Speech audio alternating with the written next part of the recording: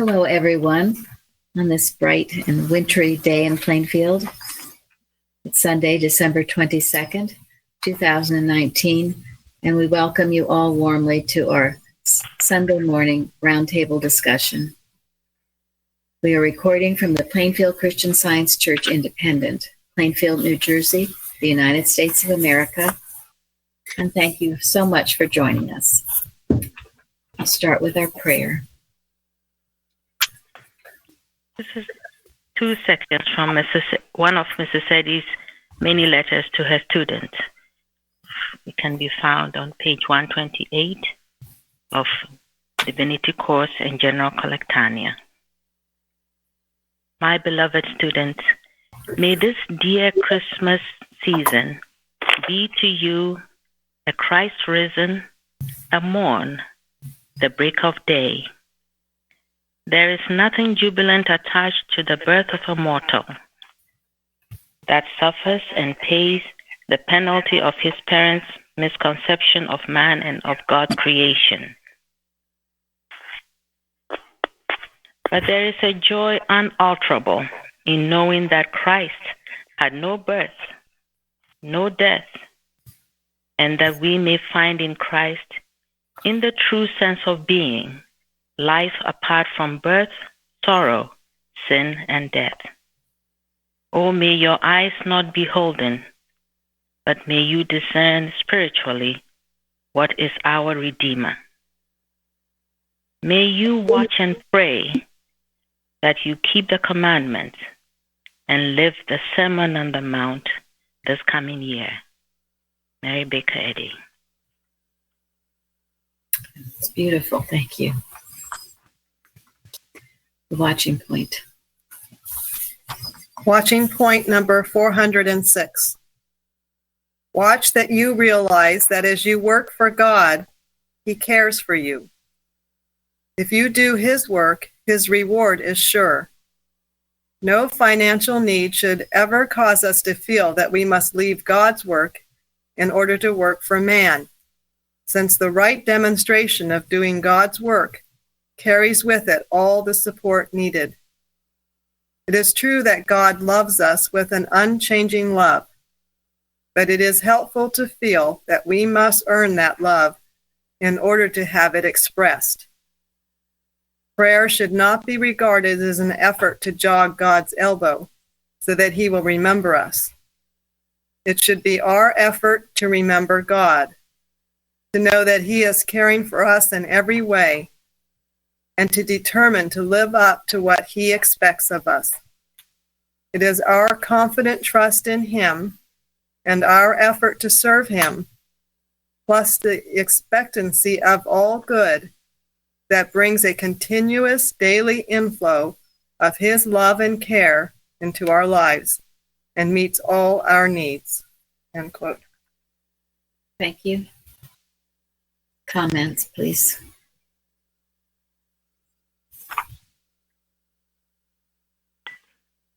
It's a beautiful reward, I feel, to just have the confidence that there is a power guiding you who will provide for you. And therefore, stay the fear, the temptation to fear or be anxious about anything. It certainly is. I also love that part where it says we're not praying to jog God's elbow so that He'll remember us. He's always there. Yes. We just need to make sure that we stay close to Him. Yeah, that we're always there. Right. Jeremy? It's just so wonderful to know that He has a purpose for us and a place for us, and that Christian Science gives us a way to find that and stay with it. So very grateful for that.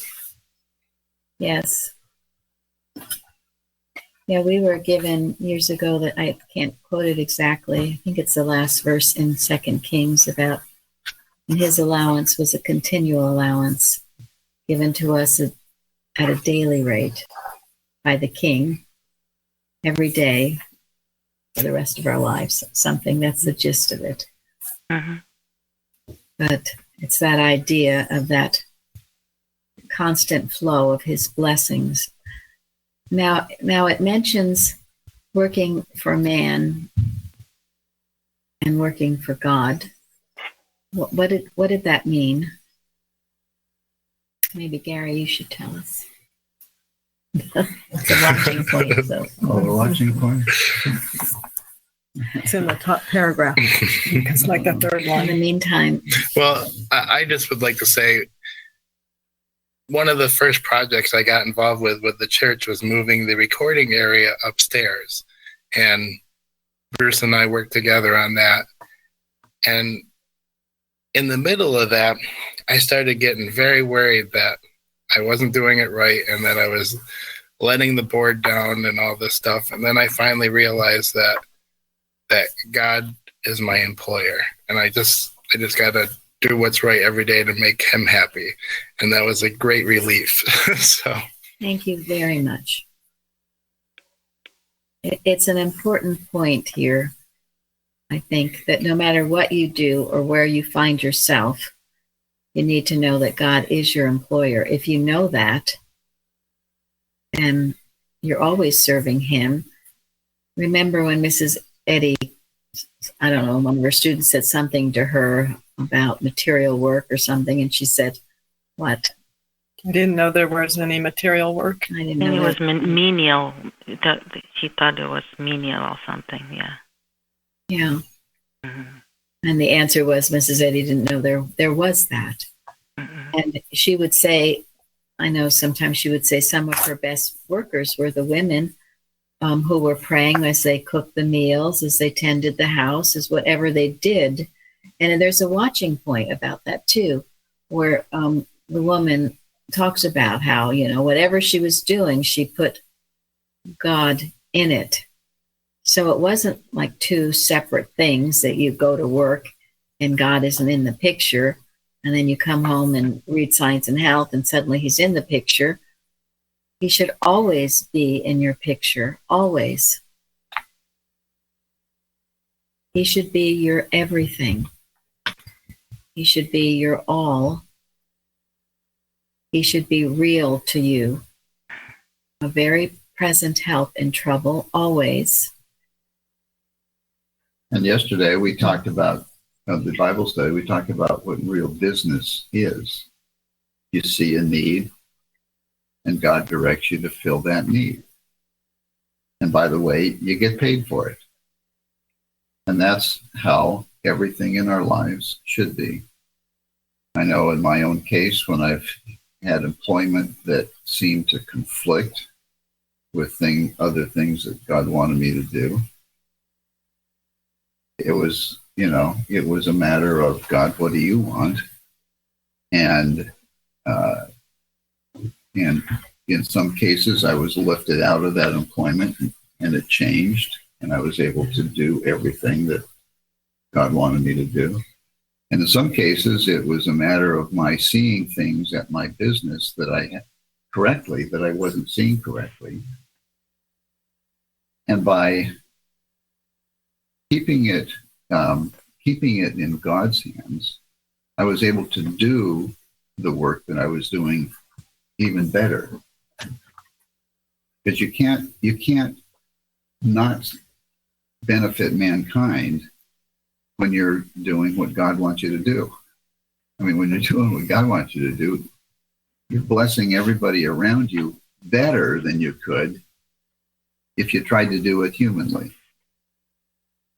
This is a tough lesson. I mean, it was tough for me to learn. It took me years to sort of see it. But it was a matter of working it out day by day. And some guidelines are, if your job is taking you away Sunday mornings or Wednesday nights.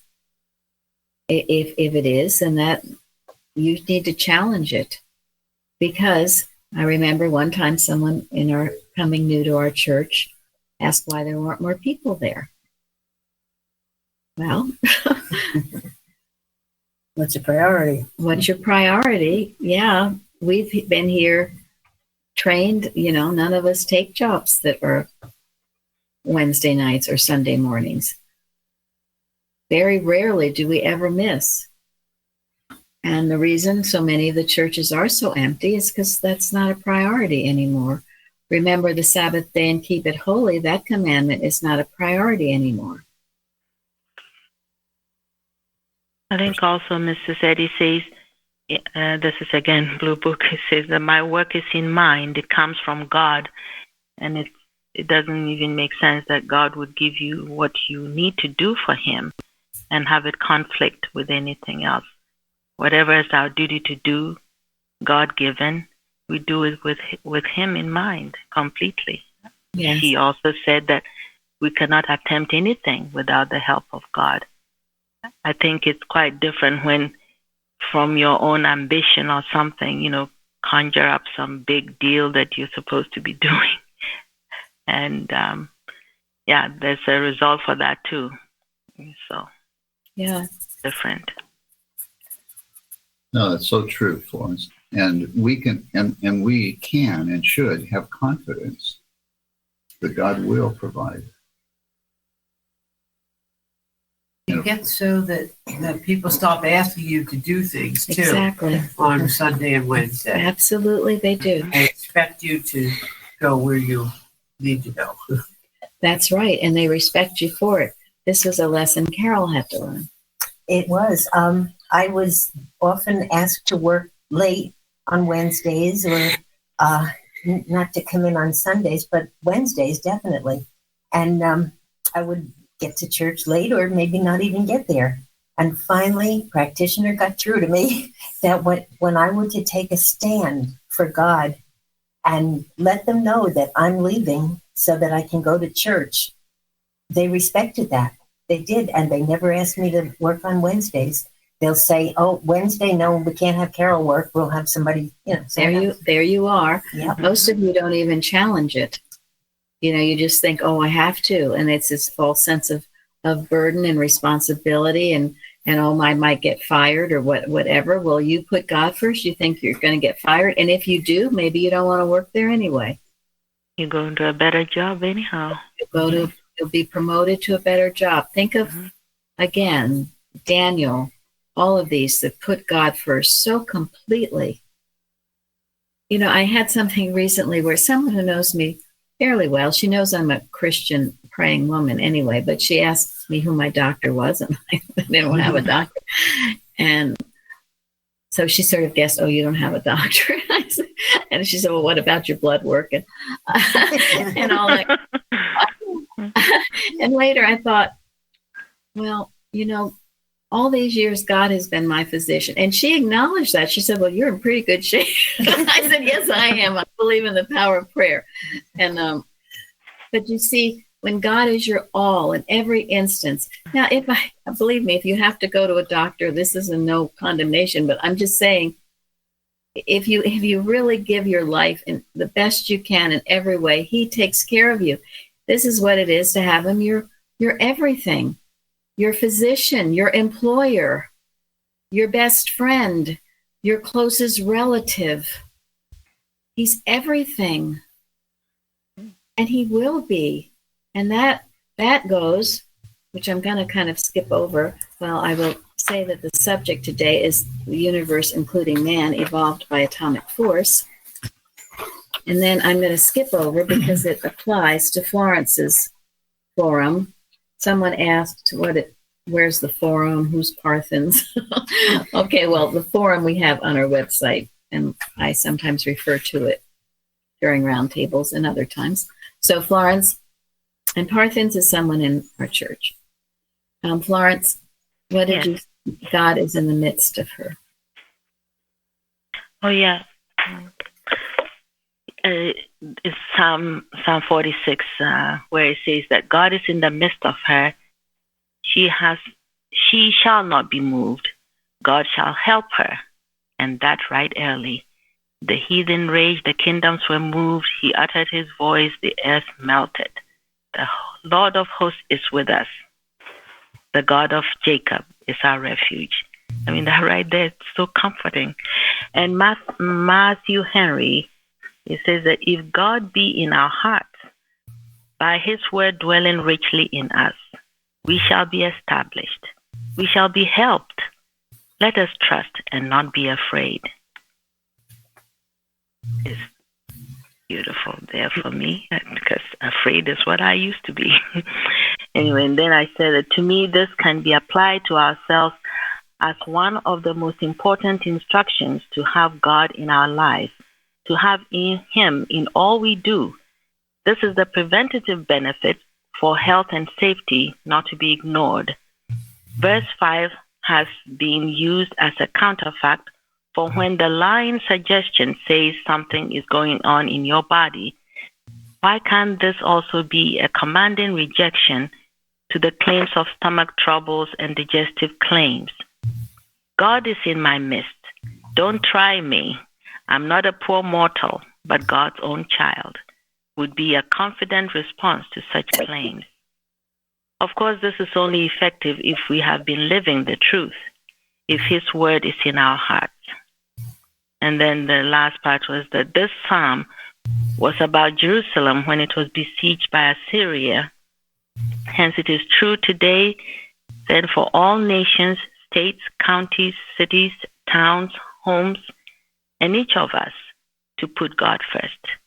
God never fails us if we do not deny Him. Thank you. That's and we're grateful for the lesson writer. Mm-hmm. So you think God being in the midst, God's in the midst of you. We've talked about the law being in your inward parts. So you have an achy joint. Well, God's in the midst. As Florence said, digestive problems, headaches. Yeah. What is it? What is your problem and where is it? Well, if God is in the midst, and as the lesson brings out in Science and Health, about principle. Well, let's see. Carol, you read citation 2. Principle and its idea is one, and this one is God, omnipotent, omniscient, omnipresent being, and His reflection is man and the universe.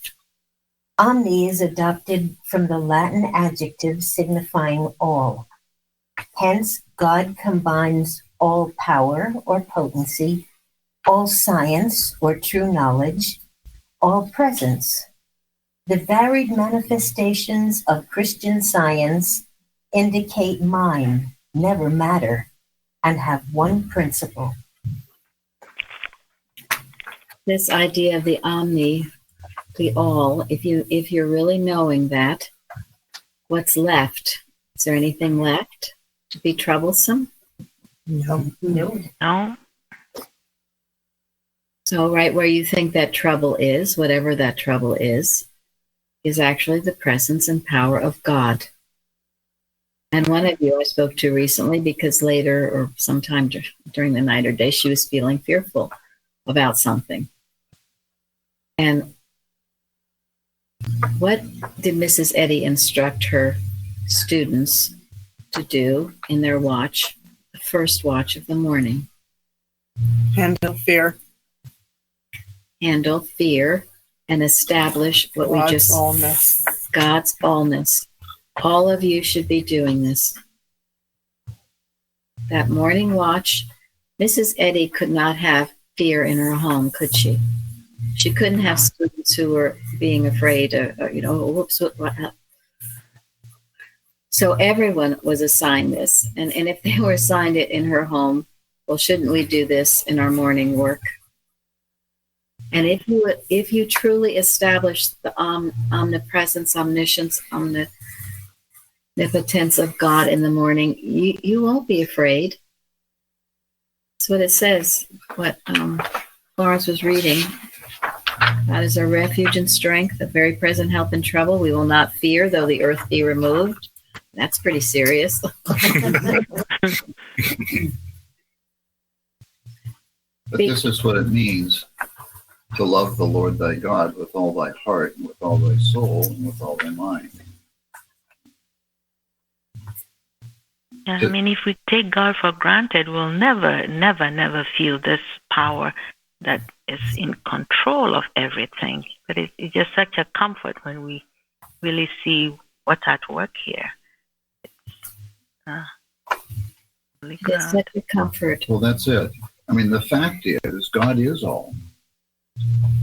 The belief or the fear that something other than God is real is the illusion.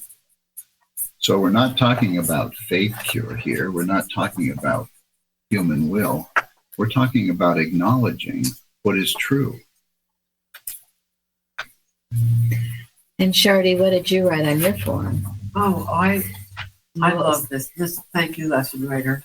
That we're promised the joy, and so shall the spiritual idea guide us all right desires in their passage from sense to soul.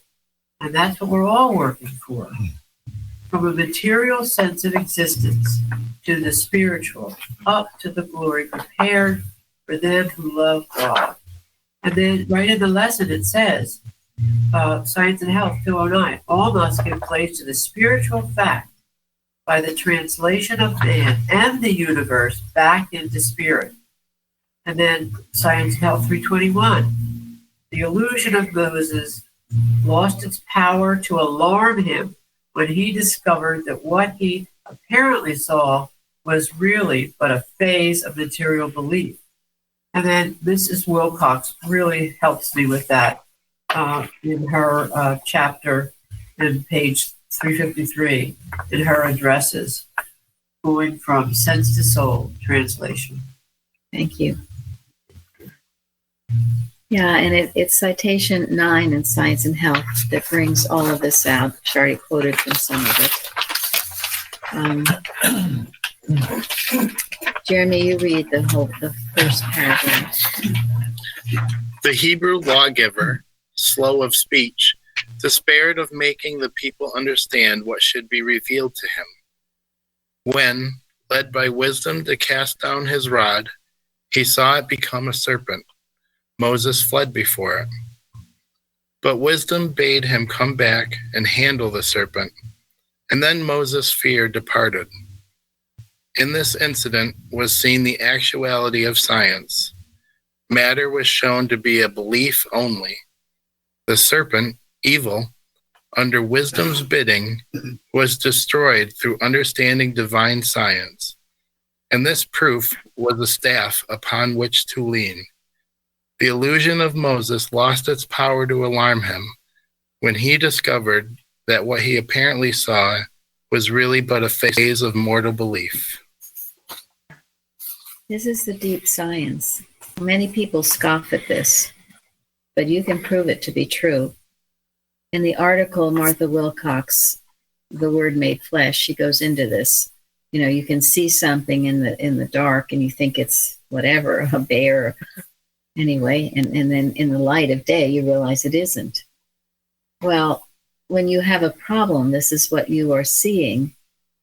Something that's not really there, but you think it is, and therefore you fear it, and therefore you act like it's there, and it seems to take a life of its own. But Mrs. Eddy says, Era comes, what? To you from our life, and we give it all the life. So do not be tricked by these illusions that seem real. But this is why it's so essential to fill our consciousness with the truth. To start each day by reading the Bible and Science and Health. Fill your consciousness with the truth. And if it's full of the truth, you know, whenever it comes to you, you're going to detect it for what it is. It's not going to be able, you know, it's not going to be able to influence you. It's not going to, trick you into thinking that it's really some big, powerful thing that you have to fear. But it's interesting. Handle fear with the truth. Florence mentioned how she used to fear. Well, I used to fear a lot. I probably still do sometimes. You know, fear is a real bugaboo. We can fear things without really realizing that we're fearing them. That's why this is such That's why it's so much fun here to go to church and share with one another, because you never stop learning. It's wonderful that now when you feel it, you know what it is, and you can bring the truth to demolish it. It's just wonderful for me. It's like you bring 2 + 2 is 4, 2 + 2 is 5, and where is it? It's not the right way. So Yeah, it's just wonderful what science does teach, and I think it's this foundation of knowing that we do not have a life apart from God. In part of Mrs. Eddy's message to her students there, that is a basis I think we must be learning if we are moving from sense to soul. I realize now that I didn't think of that at all in the beginning. Not at all. Also I was always applying the truth to the lie. I mean, to the misconception that this is a mortal with this and this and this. Yeah. So I think it's something to be remember anyway, to be working out of. yeah, thank you. But there's nothing separate from God anywhere. Yeah, you're just looking at it through tinted glasses, so to speak. You're not seeing what's truly there. And when you take off the tinted glasses, you will see what's truly there, and it's the Son of God. Yeah, and Mrs. Eddy states it in Science and Health. Jesus beheld in science what? The perfect man. Yeah. Mm-hmm. Or erring mortal. Yeah. Saw a mere mortal. Mm-hmm. His thought was so full of the truth all the time. Nothing could get through. It was a perfect protection. And now with the science explained that the science that Jesus understood very clearly and worked really hard to explain to others. And we have it here. Mrs. Eddy has explained it. So we have this great privilege and opportunity to fill our own consciousness with the truth. And God is all. Okay, Nancy, you read the second paragraph in citation 9. It was scientifically demonstrated that leprosy was a creation of mortal mind and not a condition of matter. When Moses first put his hand into his bosom and drew it forth white as snow with the dread disease, and presently restored his hand to its natural condition by the same simple process.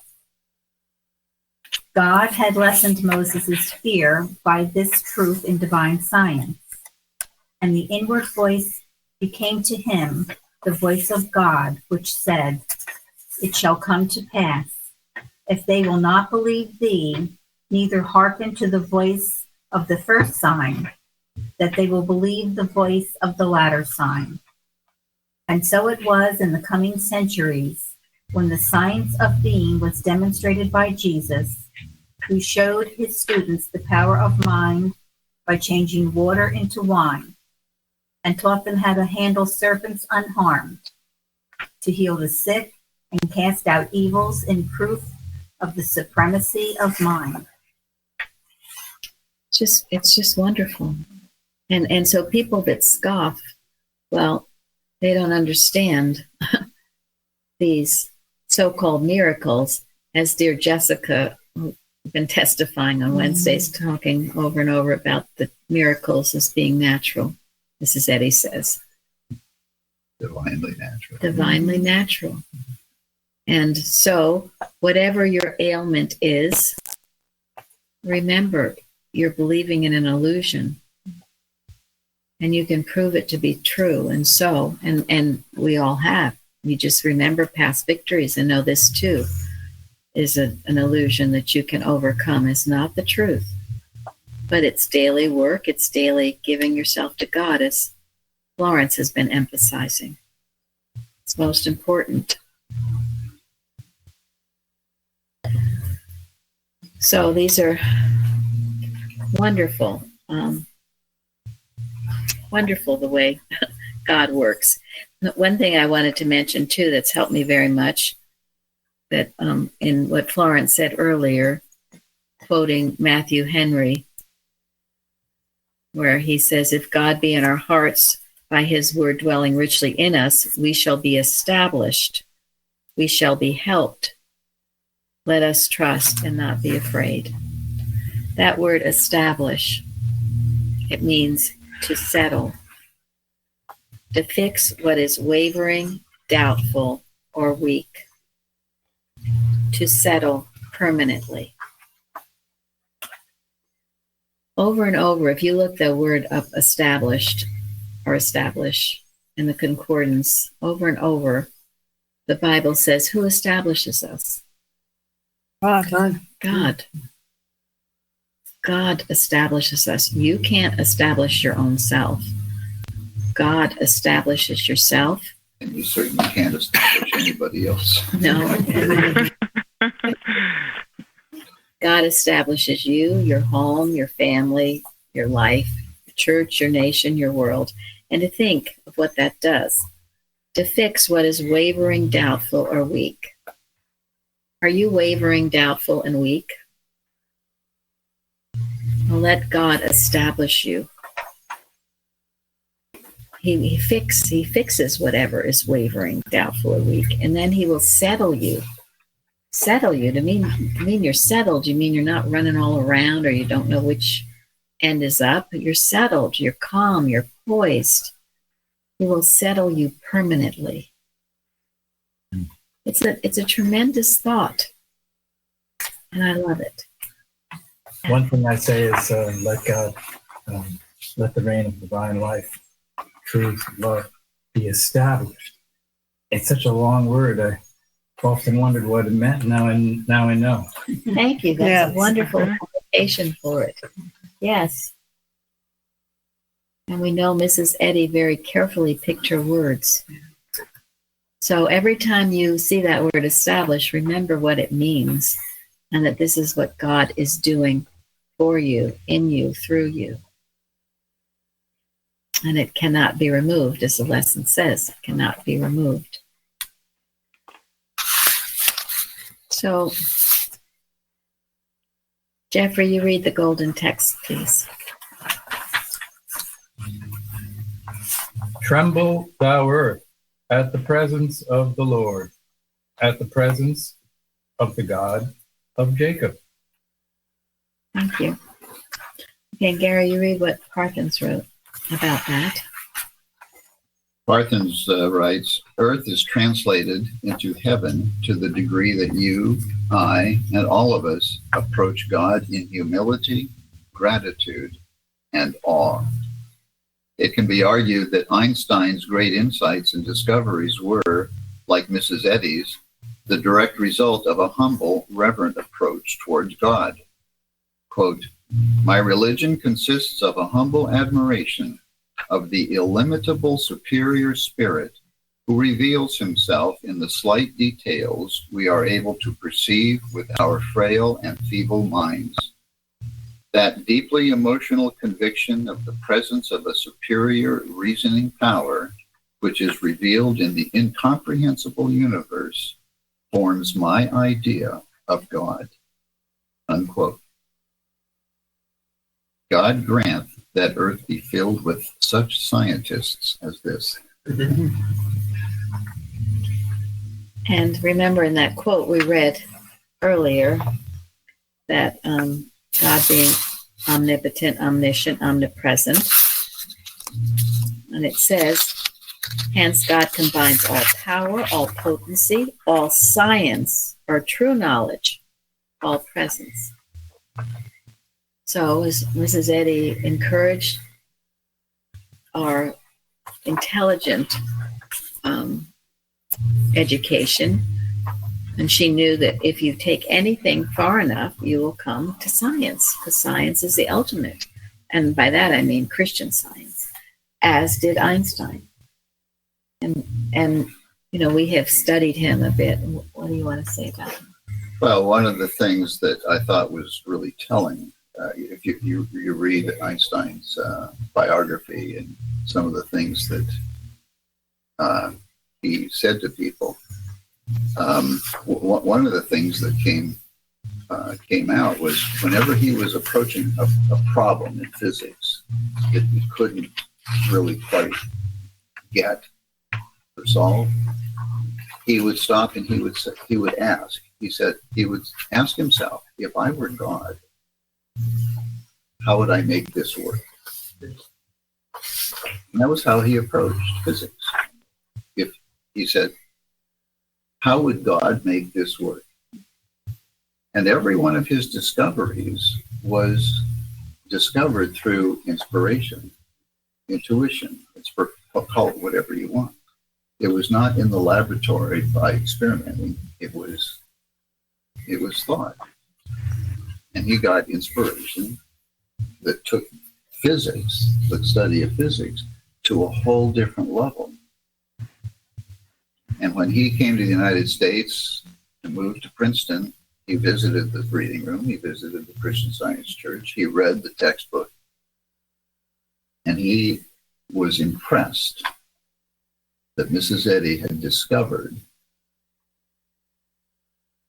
several years before, but he was just beginning to discover through a different way. Thank you. So it makes it more clear to me why she called this study, if you will, Christian Science. If it's Christian, it has to be scientific. And if it's truly scientific, it has to be Christian. There can't be a separation between Christianity and true science. They are both of God in reality. And more people are finding this. You know, we've had this fellow from, I guess he's in California now, I think he sent us a Christmas card last year, and he follows us, and he's a scientist. And he's physicist. Yeah.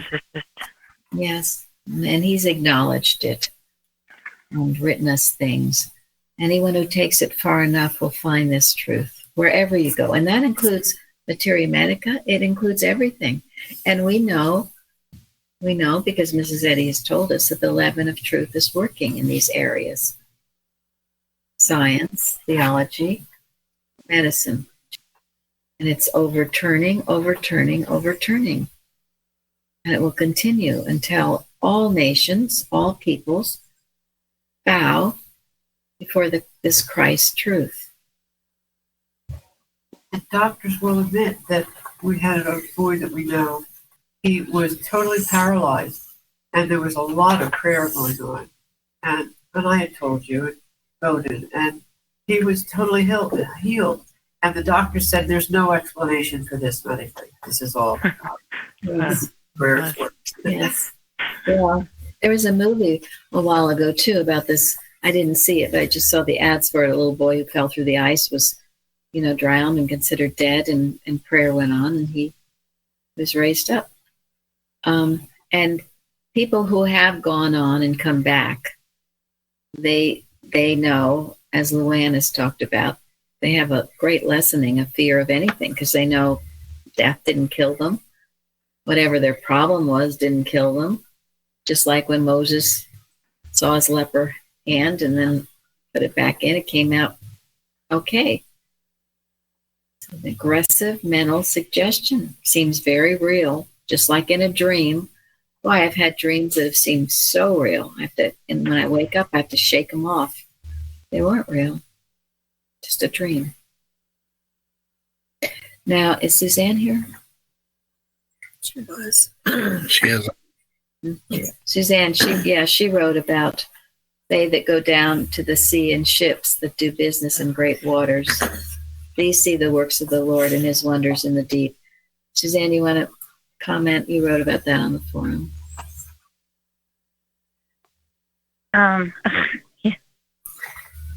Yeah. You don't have to read it. Can you hear me? I can. Okay.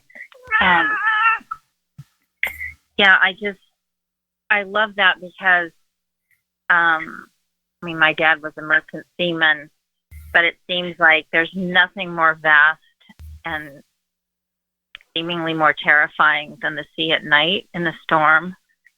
And I love what Matthew Henry said. We have a saying, let those that would learn to pray go to sea. I say, let those that will go to sea learn to pray and accustom themselves to pray, that they may come with a more boldness to the throne of grace when they are in trouble. And usually if anyone has been to coastlines, there's always small churches, for the sailors. Anyway, I thought that was so beautiful. Just the depth of our prayer should be as deep as the sea in everything. And what about, is Dale A here today? Yes. Hey, Yes. I'm on mute. Okay, well, now you're not. So, because you have a boat and you've experienced and written beautiful things about that, right? Go back on mute. Can you hear me? Now Yes. I can, yep. Okay. I was going back and forth because I was put on mute when I called in. Yeah, you have to rely on God. There have been so many times that you don't even think about anything else because it can be a very dire situation or appear a very dire situation. Yeah, God has guided you and your husband through that. Yeah, yep. And I remember that one time that you were helping him with prayer, going to Bermuda. I guess he was coming home to the States from Bermuda, and there were storms all around, but there were no storms right over their boat. And they were, at night, he could see the stars right over the boat. You do watches out in the ocean, so you're around the clock. But there were storms all around. It was just such wonderful protection. Thank you. Years ago, I guess it was at the South Seaport Plaza or something, there was in New York City. I went, there's a museum there, and I saw this, it was a documentary. It was a ship going around Cape Horn during a terrible storm. I will never forget that. I don't know how they filmed pictures of it, but because this is where Cape Horn is, the bottom of Chile, South America. Yeah, where the Atlantic meets the Pacific, and it's known for the worst storms. Well, these waves, and it was just unbelievable.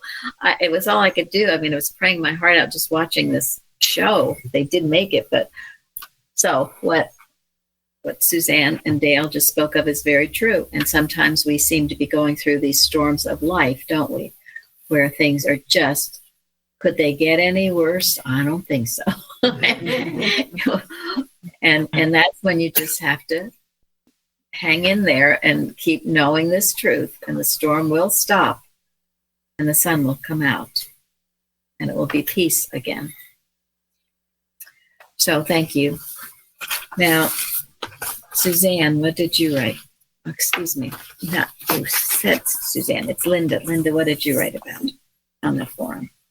Well, I decided to take a citation and work with it because we were reminded a couple of weeks ago to just take a citation and just work with it rather than trying to read a bunch of and not have it stay with you. And I thought that was a good reminder. So I really love the one that said, Creator, God who made all that was made and could not create an atom or an element the opposite of himself. And I've been using it all week, and it made me appreciate all the different things we have on our website that give us instruction or different insight into this truth. And one of them is Martha Wilcox. And this is a quote we received, I believe, from Mrs. Evans years ago. I have worked with it so many times. I've given out so many times, and read it. Okay. Quote, do not fear anything that your present body seems to be doing. Every cell, fiber, tissue, gland, organ, or muscle of the human body exists right now in the one mind as idea. And each idea is proclaiming, I am reflecting God. I am expressing God. Every cell and fiber of my being is expressing the sovereignty of God, or proclaiming, I am. Isn't that wonderful? Because anytime your body's doing anything you think isn't right, the first thing you get afraid. She addresses that fear. And she pulls us back into the omnipresence, omnipotence, omniscience of God. How could there be anything? It goes back to I am in the midst of thee. He's all presence. So if you're having any kind of a problem, think of this. Work with this. And to think, could not create an atom or an element, the opposite of himself. That's just wonderful. And that, this is the universe, including man, evolved by atomic force. All is God. God is all in all, and its infinite mind is all in all, and its infinite manifestation. I think this is where Mrs. Eddy's instruction that we should take the first commandment as our medicine and our weapon. I mean, because all this backs up to that. If God is all and there's none beside him, what else is here? That's it. And that's it. And if you acknowledge that, that is acknowledging the first commandment, which is the great commandment, and loving our neighbor as ourselves. And this is why it's so important.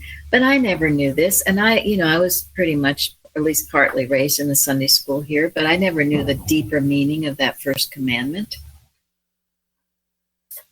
And, this, nothing, not one iota. So what iota do you think is out there that's not of God? Eustace wrote that beautiful short article on germs. And, this time of year, people seem to come down with various things. Well, think on this, okay? The germ of goodness is the only germ. And this germ, in its infinity of variety, expresses God in all its ways. Malicious suggestion may call this germ a typhoid germ, a tubercular germ, or any other kind, just as it divides its sense of the animal, vegetable, and mineral kingdoms into either harmless or dangerous species. So it classifies its sense of the germ kingdom into one good germ and bad germs. Did Daniel have two kinds of lions? Did Jesus have two kinds of water, one rough and the other smooth? One to be walked upon and the other to be drowned in? There is one germ, and one only. That is the germ of God, the germ of good, the germ that always works together for good to them that love God. Do you love this germ with all thy heart and with all thy soul and with all thy mind and with all thy strength? Or are you anxious to destroy it? Is this the germ that is always in heaven? It is. It blesses you. No hypnotic suggestion can deceive you into belief of any other germ. The one mind as the only mind is the law of total annihilation to any claim of supposititious mind to hypnotically suggest a belief in a germ apart from the germ of God. And there is no such mind. Treat yourself, treat your home, our nation, and our world with this truth. It will bring great healing and blessing. And it will be a total protection. This, my friends, is your flu shot. You want a real flu shot? It is this. And this is letting God be all to you. Why would you need anything else when you get this deeper understanding of who and what he is? Not one iota. And when this truth heals you, don't ever forget it. Don't ever take it for granted. Don't ever stop shouting it from the rooftops.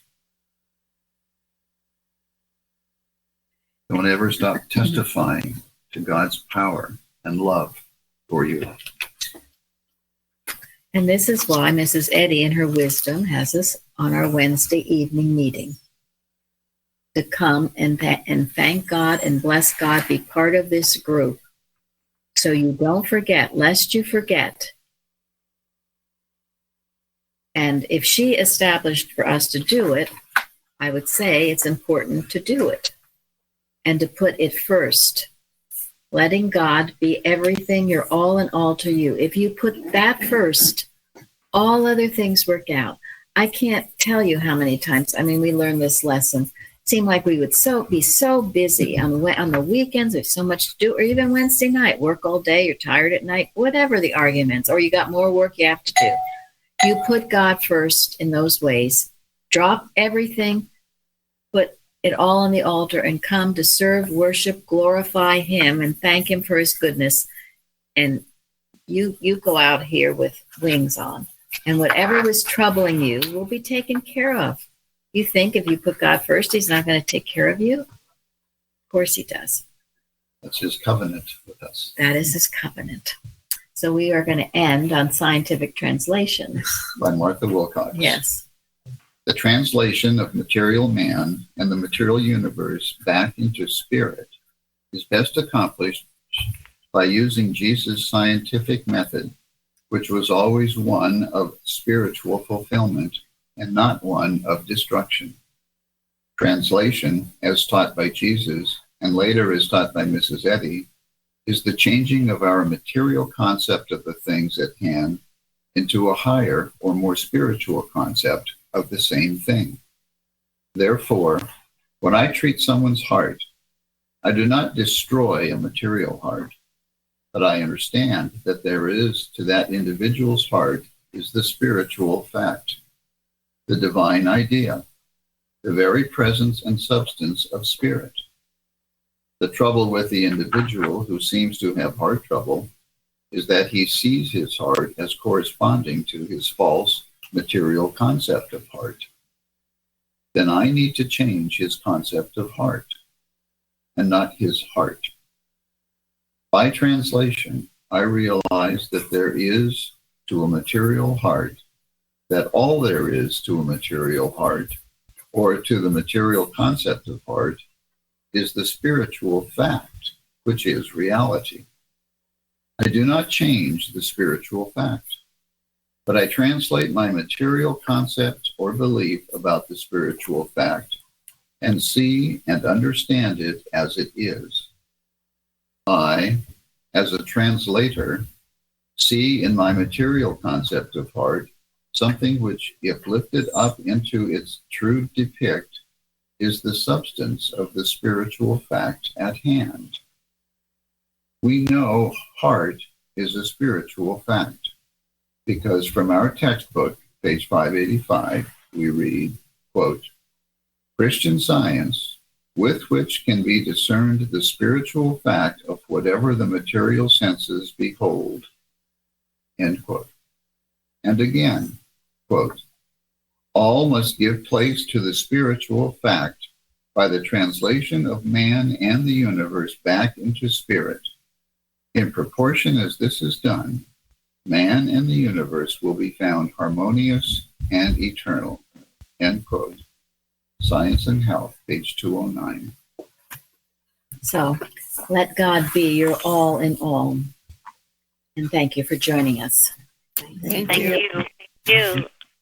Thank you. Thank you.